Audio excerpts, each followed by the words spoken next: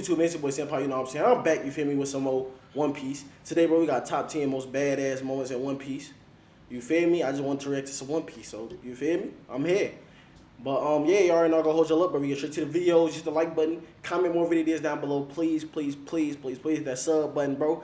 99% of y'all not sub. If y'all sub up, we bet 100K easy, my nigga. You feel me? But without further ado, let's get into this One Piece, man. Maybe I should stop saying nigga and shit like that. Maybe my videos, you know what I'm saying, do better. Or maybe YouTube would stop me, feel me? Shadow banning the nigga and shit.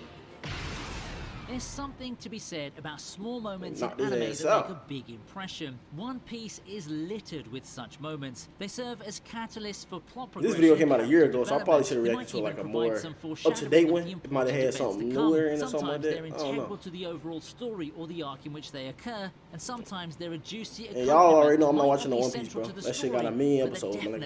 Not watching that shit. Almost always, no. They depict courage, heroism, and attitude.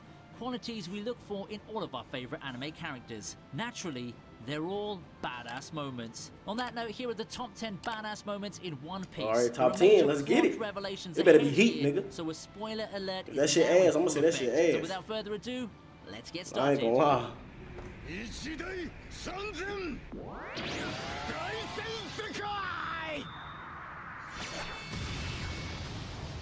Damn. Is that a person or like a At number 10, we have the moment when Zoro cuts Pica in half. The shape-shifting enemy that can turn an entire country into a part of his body gives the Straw Hats immeasurable trouble in the Dressrosa arc. They might laugh at his squeaky voice, but they know better than to make light of one of the top 3 officers of the Don Quixote family. So, to see Zoro, who spent a lot of his time in Dressrosa wandering off and getting lost, cut the stone monster in half is immensely satisfying. He then proceeds to slice and dice Pica, forcing him to reveal himself in his true form. Pica's defeat is proof of Zoro's growing strength and skill. It takes him that much closer to his goal of becoming the world's greatest swordsman. Bro, that nigga powers is cheating. Makes this he can turn countries into like a part of his body. That's cheating like hell, man. Damn.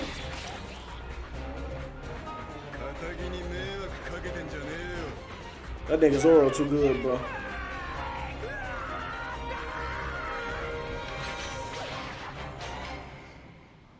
That nigga too clean, though. That nigga had like 5 swords with a suit on. That nigga clean. Next up is a Haki fight Luffy knocking out 50,000 fishmen in the Fishmen Island arc. Knocked out 50,000. Luffy and his crew number just 10, whereas he has 100,000 men at his disposal. Even some of the Straw Hats are overwhelmed by the threat. Luffy reduces that threat by half in an instant. Talk about evening the odds, hey? It's a proud moment for the Straw Hats who realize their captain has mastered Conqueror's Haki. He knocked out 50,000 in like one time. The 2 years Luffy spent training with Rayleigh. What also contributes to making this moment special is the fact that One Piece uses its Haki sparingly. Unlike a lot of other anime that overexpose their power-ups, Haki's a rare commodity in One Piece, mastered by a chosen few and used only in big moments. For Luffy, the incident at Fishman Island is one of his early uses of Haki after the time skip, but remains an unforgettable memory. That's tough.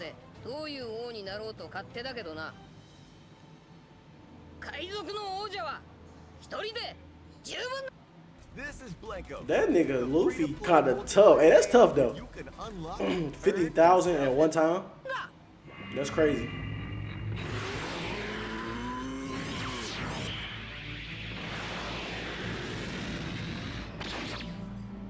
It's another one-man show at number 8 with Law cutting Punk Hazard in half. For all of his lectures to Luffy about the virtues of lying low and fighting cautiously, the captain of the Heart Pirates is known to make some big and bold moves every now and then. Challenging Doflamingo to a fight for purely personal reasons is one. Plotting the fall of Kaido is another. As for his flashiest moment in battle, it's without a doubt his dismantling of Virgo and the island of Punk Hazard. Showing that he's one of the most imaginative devil fruit powers around, Law needs just one swing of his blade to cut Virgo in half, despite the latter's body being entirely armored in Dude, Haki. In the process, the facility, which produces the main ingredient for Doffy's fake devil fruits, and the mountain it's built on also get carved beyond repair.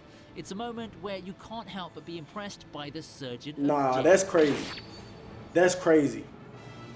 He cut the whole island in half, bro. What's better than this? Tell me what. This number 7? There is no way there's nothing else better than this. That's number 7, right?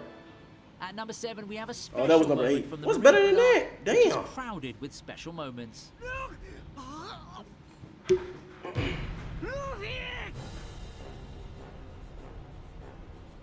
Let me make sure I'm still on the camera right quick. Make sure I'm still okay, After taking the aerial route into the fortress-like marine headquarters, Luffy gets airborne once again, this time using a pillar of water and a ship's mast to propel himself towards the execution platform and Ace. Oh, this was. I think I seen like a clip of this. I've been told y'all. That nigga killed Luffy's brother. Standing up to the Navy's 3 strongest warriors and directly challenging their authority makes for a great poster. However, Luffy recklessly facing off against Aokiji, Kizaru, and Akainu is important not only for the visuals and the events taking place. It seems in all likelihood to be a foreshadowing of the final confrontation between the man who will be the Pirate King and the authority standing in his way. We can't wait to see what happens when the anime eventually winds down to such a finale.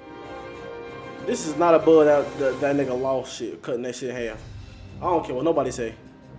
Maybe that's important, you feel me, to the plot, but that shit not like more badass. You know what I'm saying? It's badass shit. Up next is a similar scene from the whole island in half. He too good. This time with the Straw Hats challenging not the Navy, but the world government. And this time too, the reason is personal. Robin's being captured by the CP9, the world government's top secret group of assassins. Luffy and gang break into Eni's lobby, the notoriously fortified judicial island that serves as the organization's headquarters. Rarely do we see the Straw Hats stand as a single team in one frame. Most of the time they're off doing their own thing, but here, seeing them all together on the roof of the courthouse and standing shoulder to shoulder, too good, though. They standing too good, bro. Spandam, it's impossible not to feel the rush of excitement. The detestable Spandam points to the futility of their challenge, bragging that the small crew's no match for the government's might. In response, Luffy has Sogeking shoot a flaming arrow at the government flag. It's a declaration of war that shows Luffy has no problem picking a fight with someone bigger and stronger than him.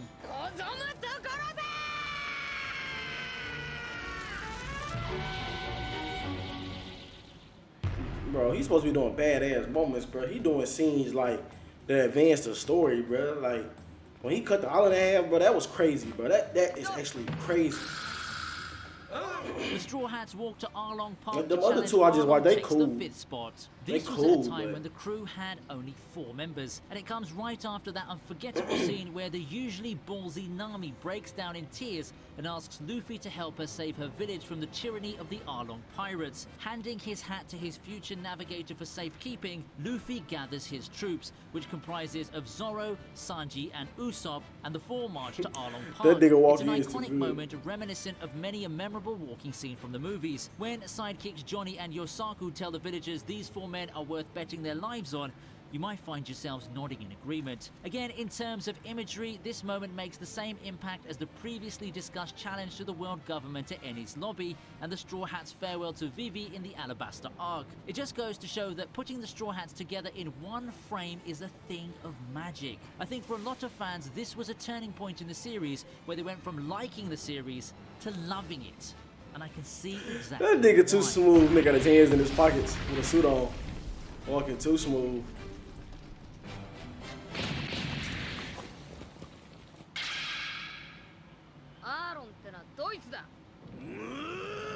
Let's get this off the screen.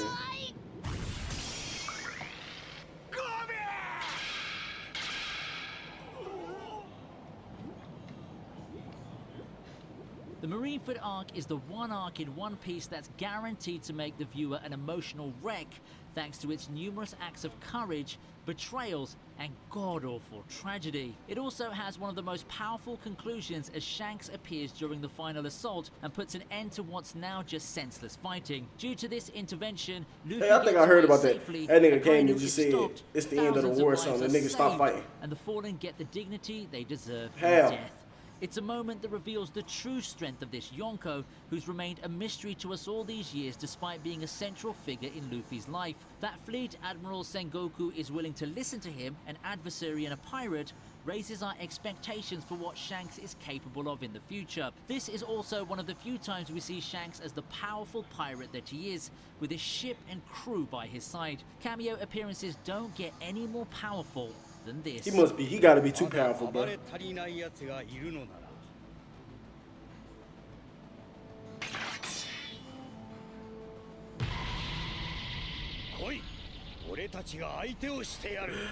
that nigga back there with a monkey hole in his mouth. What the hell?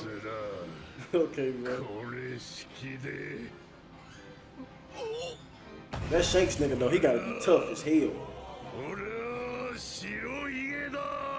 Whitebeard's entrance at Marineford is anime legend by now. His death's even more epic, but there's a moment in between that really says a lot about the kind of man he is. There's no honor in ganging up on an opponent, even one as fearsome as the towering Whitebeard, yet the Marines single him out, throwing everything they've got at him. It's a good strategy, but hardly heroic. What's heroic is Whitebeard's response as he stops his crew from rushing to his aid. "I am Whitebeard," he roars, even with his body bearing hundreds of battle wounds and cannonball smoke rising from his face. With just these words, he makes the Marines, who pride themselves as upholders of justice, look dirty and dishonorable. And those aren't empty words. Whitebeard goes on to show the Marines just who they're messing with, and we can't help but be proud. How them niggas get all this nigga created a tornado or something?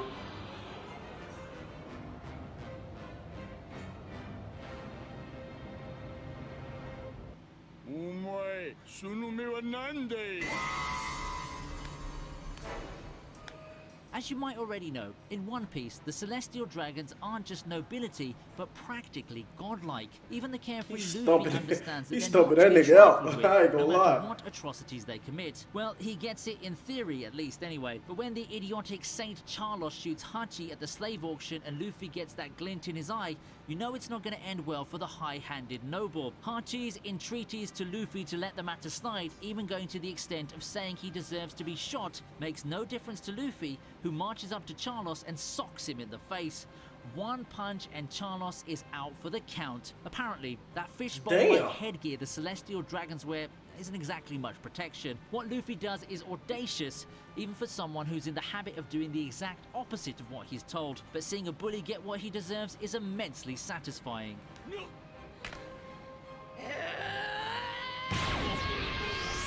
Get that nigga helmet off. He didn't even punch. He didn't even break the glass. That shit just flew off.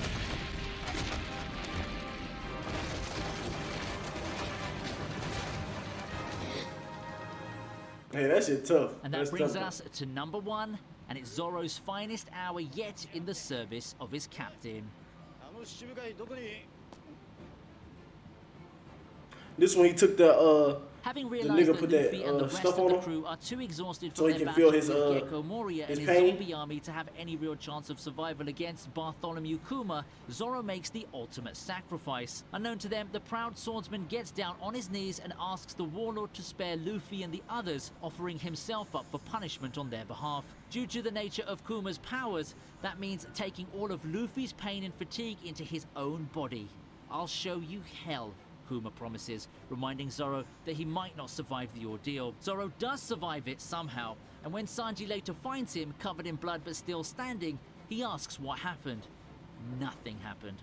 A typical answer from a man. Hey, he tough. Zoro tough for that. So telling. It's just one of the many things that make this strong and loyal pirate such a badass. The fact that Luffy doesn't know about this little incident to this day makes this moment even more special.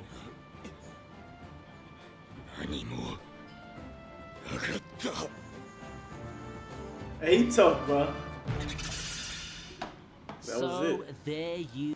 Yeah, so there y'all have it, man. Like he's about to say, that was top 10 most badass moments in One Piece, bro. You feel me? If y'all fuck with these type of videos, y'all may react to more. You know what I'm saying? Moments, and it only gotta be One Piece. It be different animes. You know what I'm saying? Y'all let me know. But y'all go subscribe to nigga Vinny too, man. You feel me? Shout out to that nigga. He make the type of videos like that, and I fuck with it. But yeah, bro. And I'm gonna catch y'all boys in the next one. Simple out.